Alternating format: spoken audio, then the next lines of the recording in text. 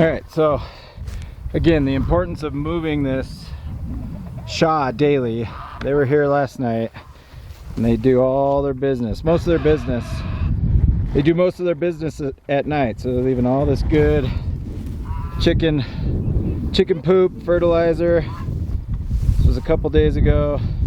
So we rotationally graze the coop, just like we do all the other animals. That way we're spreading the manure love, so to speak, in every paddock that we've got them in.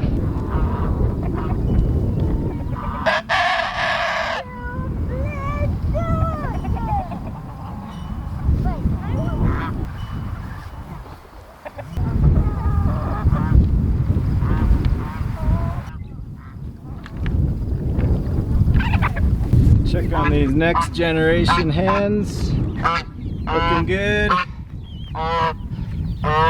Getting big. So we're moving this tractor every day. We're keeping them in here. It just minimizes chores at night, because in the tractor at night we always have to shoo them in.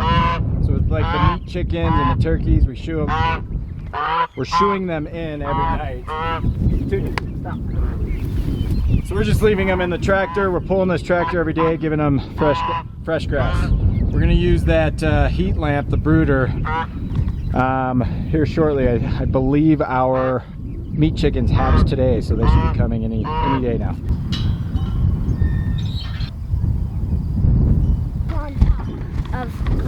See? The boy was on top? Yeah. What'd you get? Some ladybugs? Cool. I found the spiky. Yeah, they like those spikies, huh? You dropped them. Alright, so garden update, turkey update.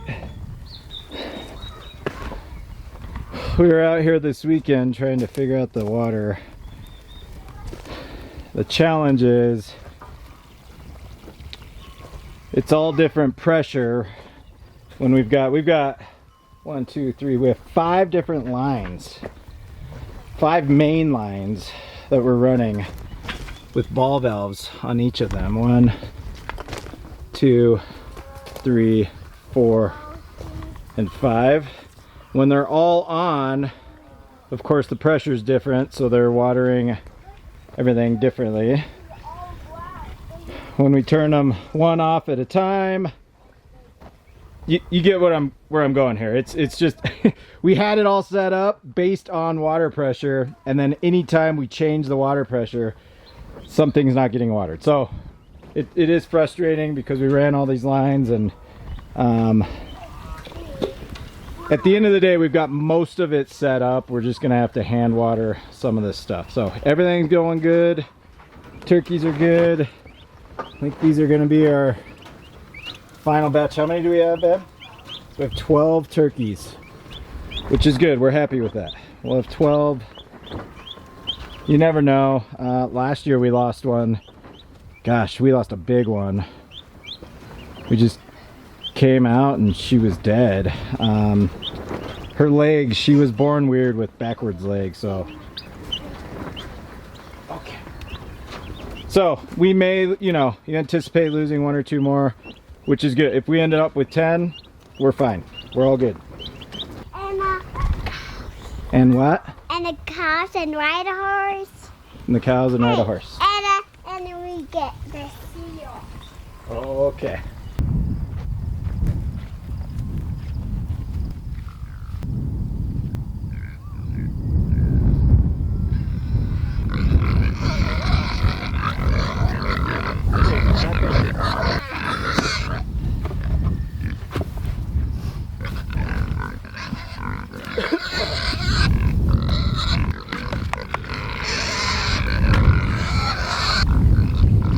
£5 a day, so 35 pounds total.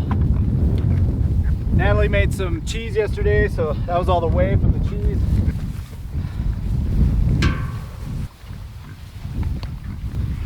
All right, so we'll give you a little tour of what we've done here. We moved them from the little A-frame that's completely destroyed. This is how this happens every year. I mean, It's completely destroyed. They were ready to move probably a week or so ago.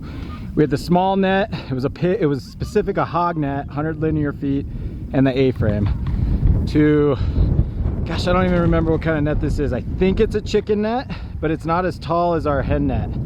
But it's 144 linear feet. It's a little taller. Not that we've had issues with this batch of hogs jumping fence, but in the past we have had issues with that. And then this structure that is just more durable. So it's 2 cattle panels. It's leaning. That's not how we built it. When we built it, it was a nice arch, but it bent there at the bottom. You can see where it bent. It's fine. It serves its purpose. Keeps them out of the weather, out of the elements, gives them shade. So we have two cattle panels, one here, one there. I just built a repurposed wood. These are like 2x6 frame, 2x6 frames, kickers. Ran the cattle panels in between. I attached them with some plywood. There's 1/2-inch plywood here. Secured the hog panels in there, and then it's bent, so it's not ideal. And then we're literally using our totes, our feed totes, for shade cloth. So check this out. I moved these hogs yesterday. It all looked like this. This whole pasture looked like this. They're already doing what they're doing, tearing this stuff up. But this is the nice thing about having an extra 44 linear feet and moving them out to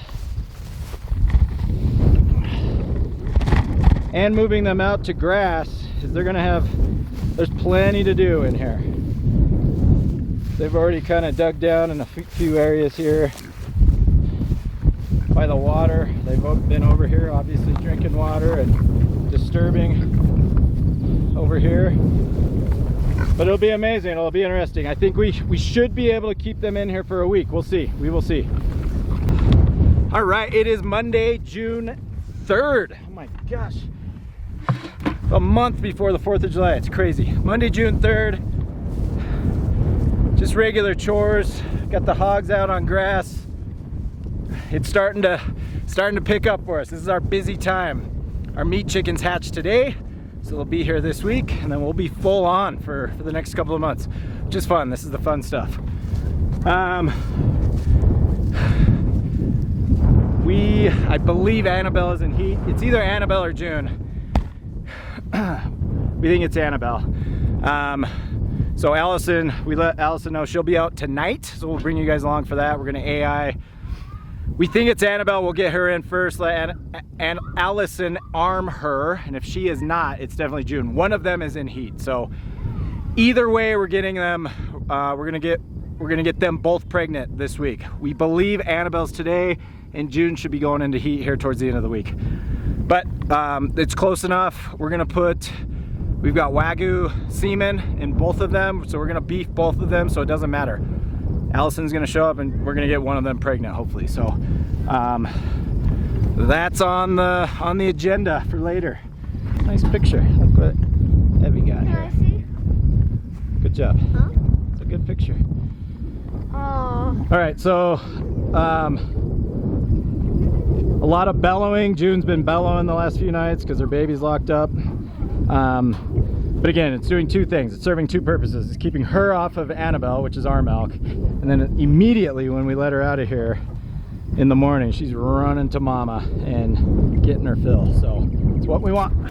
Oh, she does have a crown. Hold on, Emily. She has a crown.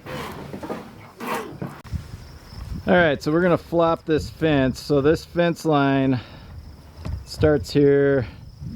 I ran it parallel to our border fence, and that's what got them all the way out to the right side, this side of our house. Now we're gonna take them to the left side where our bees are, so right here. So unfortunately we're gonna reel up the whole line and then just rerun the fence. So all good, all good, all good. So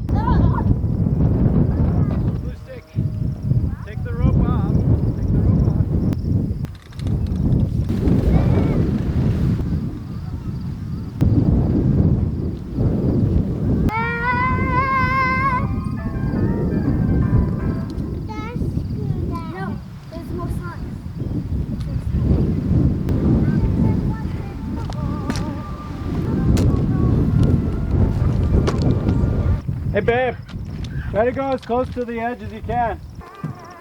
Well, can't see my tomato. Right, you're gonna watch the tomato. Yeah. Yeah. I got some. Come on.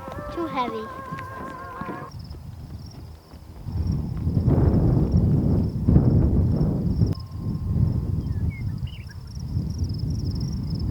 Show mommy your cheetah. No. Okay.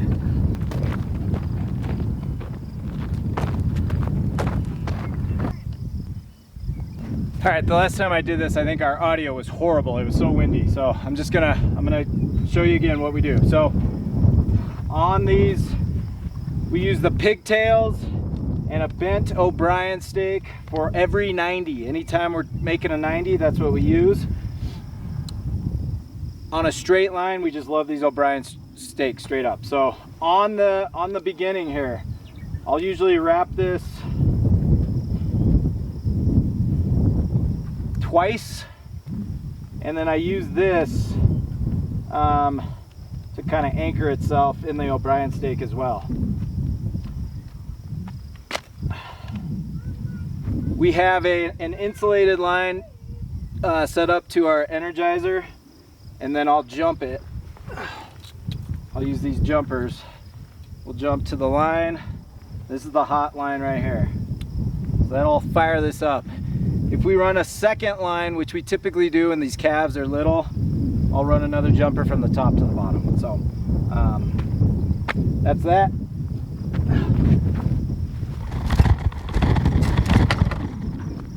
On the O'Brien stakes, again, just depending on, this one's all wacky. Depending on what height you want, there's multiple heights on these, which I love. I like using this side. You just kind of loop them through. And then on the 90, you're pulling this tight, and that's forcing that O'Brien stake to add pressure to the other pigtail, just like it's gonna do here. I run one loop through here and then pull this tight. And you see how this is helping us here. It's gonna maintain that 90. If you tried to put one of these O'Brien stakes right here, it would just bend it, and your whole fence would be lagging, sagging.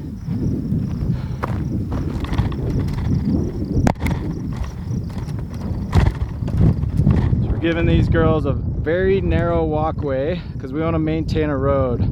It's kind of nice to have this road just in case we need to drive out for anything. So they'll walk right through here. I've got a perimeter fence, and then we'll make this line hot.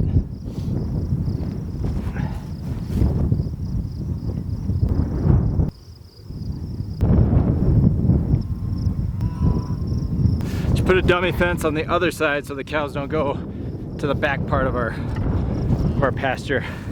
It's just twine. So they're pretty good once we train these girls to, especially the hot fence. And then as long as we throw up barriers, they're pretty good. They'll respect it. Yesterday, June got through. We have 3 barbed wire lines ran right where the hogs were, and from where they were into where they are now, I had 3 lines of barbed wire. I removed the bottom 2 to move them the other day, and I forgot to put them back, and June just went right under that barbed wire. Yesterday she was in this fresh grass. So all right, these girls are hungry. Is that girl drinking off of Annabelle? She is.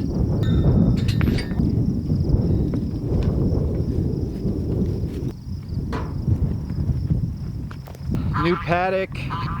They're happy. This will maintain them for about a week. At least this week. It's Monday.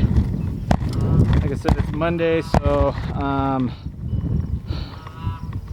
we'll run them at least through Friday. We'll see what they do, and we might throw them back on the back part of the pasture on Saturday, Sunday. So this will maintain them for a good week. We'll see how long it lasts.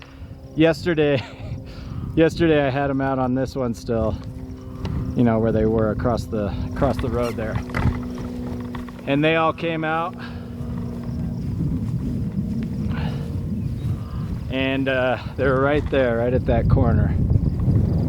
They're right here, right where that corner post was, and all 4 of them were standing right there, and well, 3 of them were mooing at me. Annabelle, Maybelle, and June were sitting there mooing at me like, we're over this grass, move us to the new paddock. It was funny, but you know what, they ended up grazing and eating all day long, so there was grass to be found. It was all good. They munched this down. They did a really good job. They took care of this for me. I don't have to mow my yard now. Thanks girls. Have an awesome day. Happy June. Catch you next time.